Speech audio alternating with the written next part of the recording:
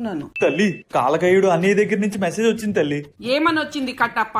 నిమ్ద గోత్రస్థల్ని అస్త్రభూస్రా. ఆ ఎదవలికి ఈ డైలాగ్ తప్పించి ఇంకోటి రాదా?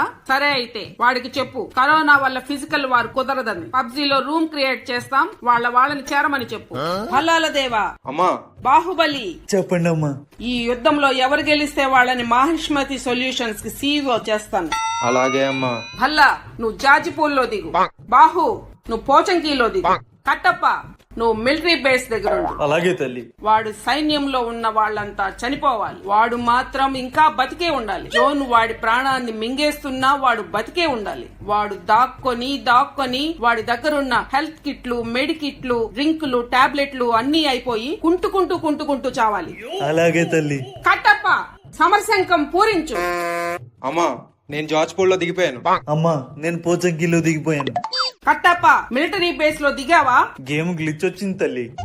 అందుకే ఆ 2GB ర్యామ్ ఫోన్లు వాడొద్దంటాను. Form up on me. Get to the safe zone. Help. Kattappa, అప్పుడే నాకౌట్ అయిపోయావా? వయసు అయిపోతుంది కదా తల్లి. చూసావు కదా శివగామి, నువ్వు చెప్పినట్టు ఎక్కువ కిల్స్ చేసి మన బల్లాల దేవుడే గెలిచాడు.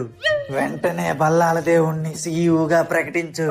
భల్లాల దేవుడు ఎక్కువ కిల్స్ చేసినప్పటికీ అన్ని బాడీ షాట్స్ కొట్టాడు. బాహుబలి 2 తక్కువ కిల్స్ చేసినప్పటికీ అన్ని హెడ్ షాట్స్ కొట్టాడు. అందుకే బాహుబలిని మాహిష్మతి సాఫ్ట్వేర్ సొల్యూషన్స్ కి సీఈఓగా ప్రకటిస్తున్నాను. శివగామి, ఇది నా మాటే శాసనం.